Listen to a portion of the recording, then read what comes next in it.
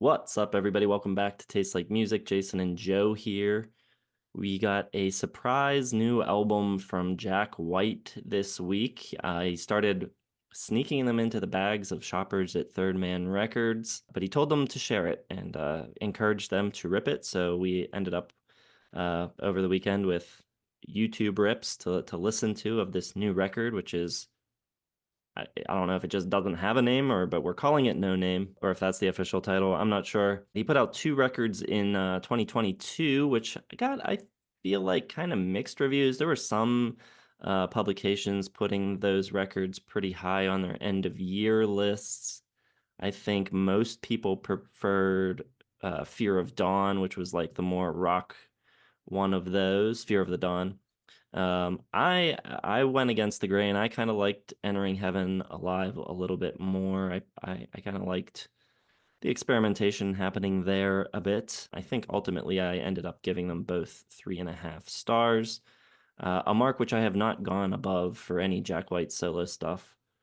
So I'm not a huge Jack White fan or White Stripes fan. If you've seen our White Stripes episode, which was quite a while ago now, you'll know that I'm not like a huge stan or anything. I kind of live with him right around 3.5.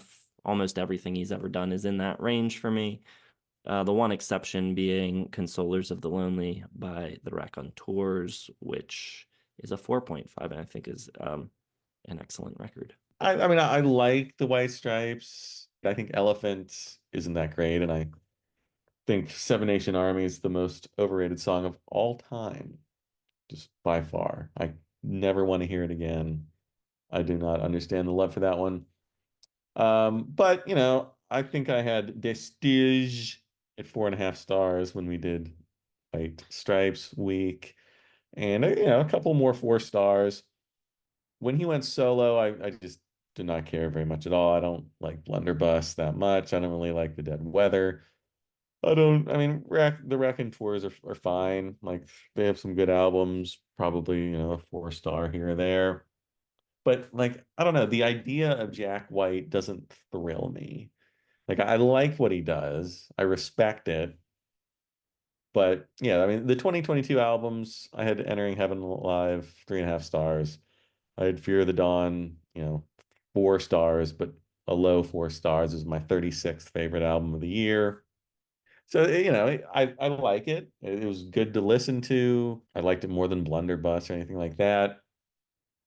But I didn't rush out onto YouTube and, frantically search for the No Name Jack White album to listen to it before anyone else. I just, you know, I I don't even know if I would have listened to it if we weren't reviewing it. But I think Uh, it's pretty good. yeah, it's okay. Well, so we've set up our expectations for what it was, and I think it's worth noting before we get too deep into it that people are loving it. In our Discord, people calling it Rock Album of the Year comments that I've seen on the YouTube rips, just completely praising it, like claiming that he's back. This is like the best thing since the White Stripes. I saw numerous comments saying it's the return of the riff, all this stuff. People are really feeling it. But not being huge fans ourselves, I kind of went into it still just with average expectations, and it lands right for me, right where almost all Jack White stuff does. I can get that out of the way early.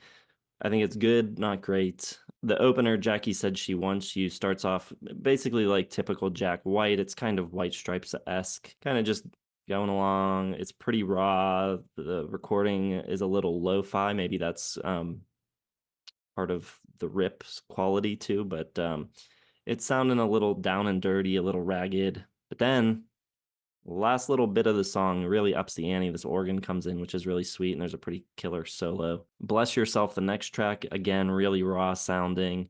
Not since the White Stripes has he sounded like that. And I appreciate the spirit of what he's doing here and the energy of it, and it does seem kind of re-energized. But I think just the songs themselves are not anything that special. They're kind of cool, but they're mostly just kind of like chugging chords this whole like return of the riff thing, I like where it's mostly just like blazing through power chords, and maybe in kind of like a riff-esque way with some of the tracks, but there's nothing like an earworm like Seven Nation Army even that's going to get stuck in your head like that. It's mostly just high octane coming at you. That's how I'm feeling. Again, great sound, but the chords and melody just fairly standard. I do enjoy the little bit of soloing on that track, though. It's pretty tasteful and melodic. Tell Seven Friends, that one I thought had a pretty fun, charismatic vocal delivery. Tonight Was a Long Time Ago. Start side two off with a splash. I really like that one. Probably my favorite on the record. Really good melody. Little Kiss-esque, if I do say so. Great solo. That's my general feeling. Great energy, great the spirit of it, the quality of the recording being a little rougher around the edges again. It feels White Stripes-esque. It's kind of a return to an older sound, maintaining some of his newer like writing sensibilities. Unfortunately, though, from where I'm sitting, those writing sensibilities have just never captivated me that much. And yeah, I'm at 3.5. It's a good listen. It's a good rock record. Rock record of the year, though, I don't think so. Well, it's probably my second favorite sounding guitar based rock album that isn't metal of the year. So I can say that, I Okay. think, probably behind Nolan Potter, Perils of Being Trapped Inside the Head, which is a superior guitar based album. But I like this one more than I've liked anything Jack White's done in a while.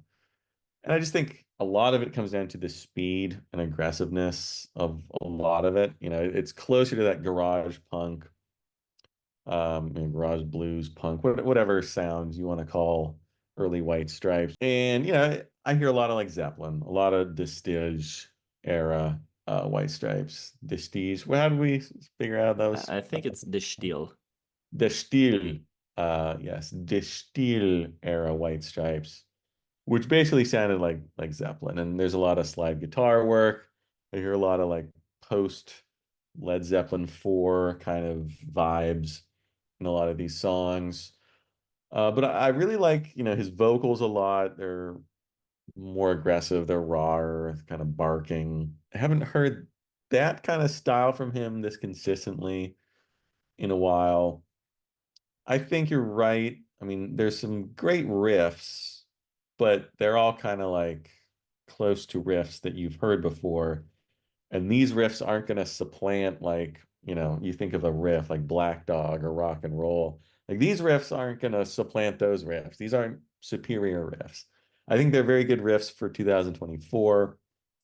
And I think just the speed of everything just makes it go down a little easier. You get like some hints of Fell in Love with a Girl on track 6, which I've seen different track names for some of these, so I'm just gonna go by track numbers. Track 6, I like track 8. That's the one. I think it's probably called uh, Tonight Was a Long Time Ago. The one you said sounds like Kiss. I think that's the best song on the album. Has the best chorus. It's one of those. I was listening to. I was like, this sounds kind of familiar.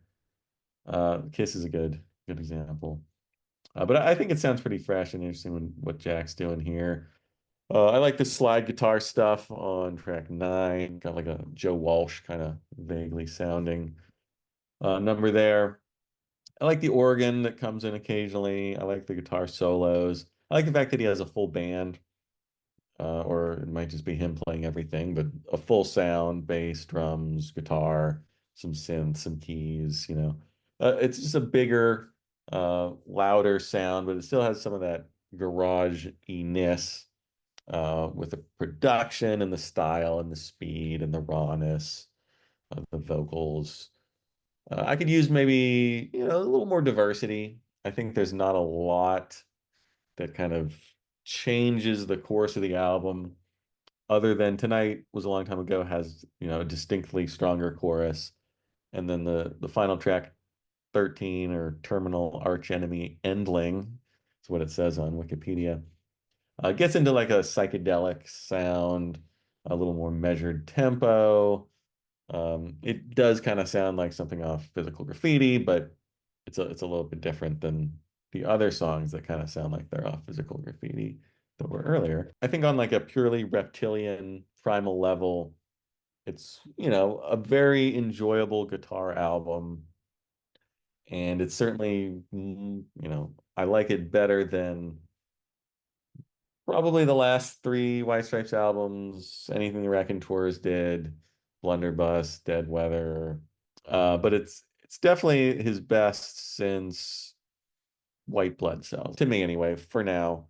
Uh, it's tough when you hear it off YouTube too. I'd like to actually hear it with like a full actual good sound. I don't really know if I found a good rip or not, so that could also affect it. But I like what I hear. I like what he's doing here. More energy. I dig it. 4 stars. Yeah, I'm not sure how it stacks up to other solo stuff. My feeling, having not heard it that many times, but my feeling is that I probably prefer the 2022 records. I just have a feeling that there's like an excitement level because of the energy on this thing that's gonna wear off. And I think the songwriting's actually stronger on those other records. But I guess time will tell. All right, well, let us know what you think of the record if you've heard it. Hit the like button, subscribe, hit the bell for notifications. Thanks for watching. We will see you in the next one.